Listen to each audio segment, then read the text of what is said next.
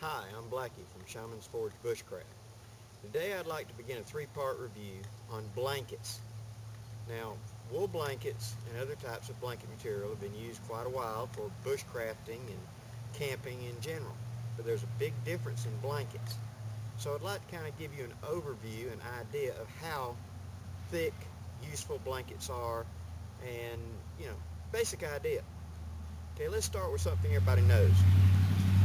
Poncho liner. And I'm sorry about the traffic noise. We've had a lot of rain and flooding here in South Alabama. And this county road that's normally hardly any traffic is getting a lot of traffic today, so I apologize for that. This is a poncho liner. Everybody knows what a poncho liner is. It gives you a relative size and thickness of it. It's fairly light, about a pound, maybe a pound and a half. Now they're good for warm weather camping. They're good to wrap up in. They have certain problems. One, the insulating factor, Dacron and etc., doesn't work when it gets wet. So it's very light to tote, but if it gets wet, it has almost no insulating value. Also, this material it's made out of, ripstop, nylon, silky stuff, is very easy to peel and easy to snag on, thorns, briars, rough brush. So it gets out of order really quick. But it is very useful for carrying, as part of your uh, scout bag or your EDC during the summer months when you just want just a little something to wrap up with. Very light, small. Next one is one of the fleece blankets, like you see at Walmart. All it is a blanket with a zipper going around it and two carry straps. They're also very light, pound, pound and a half. They are a good value for warmth. This will handle down to, I'd say, upper 50s, maybe 55. They're light, they're compact, they're easy to use.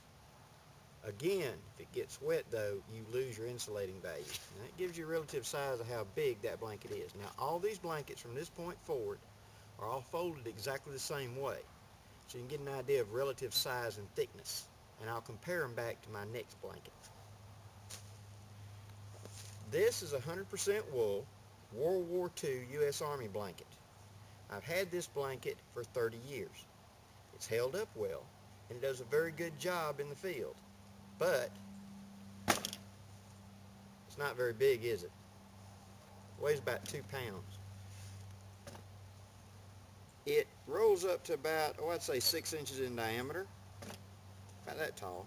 It's light, compact. Since it is wool, it stays very warm even when it gets wet. But it's not very thick. And how thick a blanket is how well it insulates. Because ultimately, blankets do not generate any heat. We generate the heat. It's how well they capture that heat and make a microclimate around us to keep us warm. So, the thicker they are, the better chance they have of catching that environment. Now, I would use this blanket, and I have used it quite often in summer months, down into the upper 50s, something like that. Very tough, very reliable, and a lot less easily damaged, than say a poncho liner or something like that. When wool is wet, it still retains up to 80% of its warmth. So even if there's been a downpour and you wrap up in it, you will retain some warmth out of it. They also dry fairly well, and a good tight one is almost waterproof. Almost. Water will seep through it eventually in a heavy downpour, but at least it will give you more of a shelter versus, say, a poncho liner. Okay, now everything's going to compare back to this. This is an 80-20 blanket I just purchased, U.S. Army issue.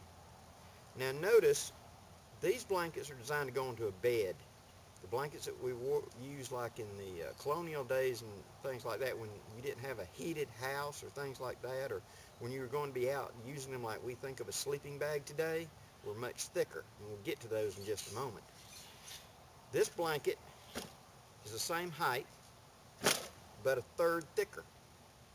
It's only 80-20. This one's 100% wool. Weight is almost the same. But this blanket is better than this blanket because this blanket is physically thicker and therefore will trap heat better. The 100% wool blanket, yes, is a better insulator, but if it's thin, a thicker blanket of this wool composition will actually hold heat better for the same bulk. Why not just tote the more, the one with the greater warmth?